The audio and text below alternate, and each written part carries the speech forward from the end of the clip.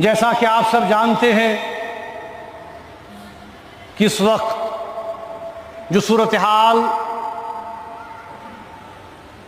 مشرق وسطی میں مڈل ایسٹ میں بن رہی ہے وہ انتہائی پریشان کن ہے۔ آپ دیکھ رہے ہیں کہ ایک طرف غزہ میں جو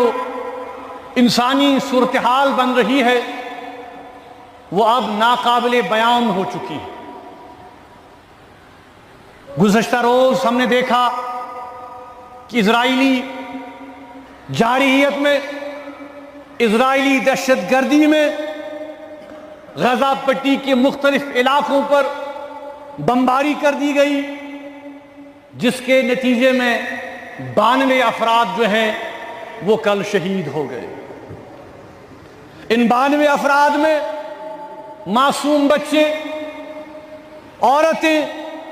بیمار اور وہ لوگ جو خوراک کی، جو کھانے کی، جو فوڈ آئٹمز کی شدید قلت کی وجہ سے آج صورتحال یہ ہو گئی ہے کہ وہ زندگی کی بھیک مانگ رہے ہیں۔ بزرگوں، دوستو، ہر دن فاقہ کشی اور ہنگر کے جو شکار فلسطینی امداد حاصل کرنے کے حصول کے لیے جب امدادی مرکزوں پر جاتے ہیں، ریلیف کیمپوں پر جاتے ہیں، تو ان پر وہاں اسرائیل بمباری کر دیتا ہے۔ یہ کتنے افسوس کی بات ہے کہ اس سے زیادہ ہولناک، دردناک اور کربناک صورتحال کیا ہو سکتی ہے کہ ننھے بچوں کو جو کہ کھانے کی تلاش میں، بھوک سے مرے ہوئے، پیاس سے مرے ہوئے، پانی اور خوراک کی تلاش میں جاتے ہیں اور ان پر بم گر جاتے ہیں۔ افسوس، صد افسوس، اس ظلم اور بربریت جو اسرائیل اب کر رہا ہے، اب اس میں اضافہ ہوتا جا رہا ہے۔ اب فلسطین سے نکل کر یہ ظلم اور جارحیت ایران کی طرف پھیلائی جا رہی ہے، اور ہم نے دیکھا کہ سینکڑوں ایرانی باشندے، جن میں بے گناہ افراد، بچے، عورتیں ہیں، ان کو بھی اسرائیل کی بربریت اور جارحیت کا نشانہ بنایا جا رہا ہے۔ اور مزید افسوسناک خبر اب یہ بھی ہے کہ میڈیا اور ذرائع یہ کہہ رہے ہیں کہ امریکہ بھی اب ایران پر حملہ کرنے کا سوچ رہا ہے۔ بزرگوں، دوستو، اس سے زیادہ اور خطرناک صورتحال کیا بن سکتی ہے؟ یہ سب کچھ اہل کشمیر کے لیے، یہاں کے لوگوں کے لیے، یہاں کے عوام کے لیے تکلیف دہ ہے، کیونکہ مشرق وسطی سے جو ہمارا تعلق صرف دینی تعلق نہیں ہے، ایران سے ہمارا رشتہ صرف دینی رشتہ نہیں ہے، ہمارا ثقافتی، ہمارا کلچرل ایک رشتہ بھی اس پورے خطے کے ساتھ ہے۔ ایسے حالات میں جموں کشمیر کے مسلمان کیا کر سکتے ہیں؟ ہم صرف دعا کر سکتے ہیں، اللہ تبارک و تعالی کے حضور گڑ گڑا سکتے ہیں، اور عالمی طاقتوں سے اپیل کر سکتے ہیں۔ خاص کر آج کے دن کے موقع پر ہم امریکہ کے صدر ڈونلڈ ٹرمپ سے یہ اپیل کرتے ہیں کہ ایسے حالات میں وہ پر حملہ نہ کریں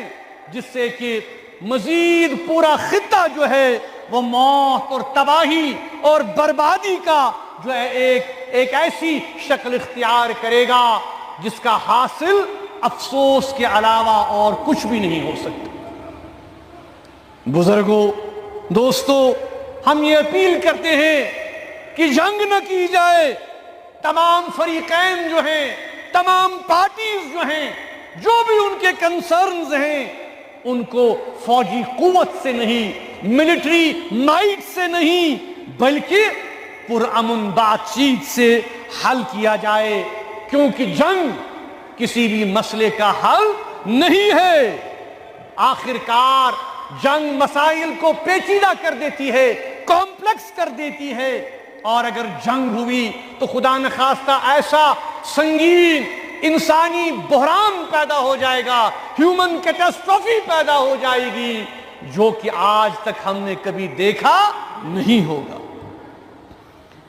بزرگوں، دوستو، آج 20 جون ہے۔ 20 جون آپ لوگوں کو یاد ہوگا، آپ لوگوں میں سے بہت بزرگوں کو یاد ہوگا، 20 جون 1964 جب شہید ملت میروائس مولانا محمد فاروق رحمۃ اللہ علیہ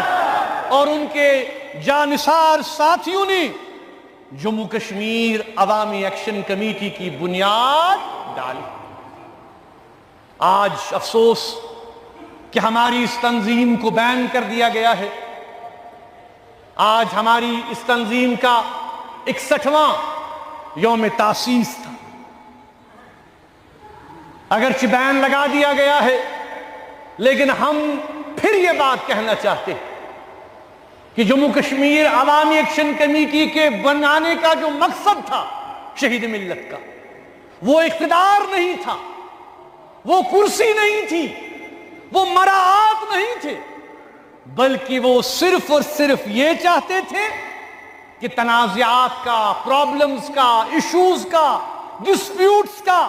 اگر حل تلاش کرنا ہے، وہ صرف اور صرف بات چیت سے ہو سکتا ہے۔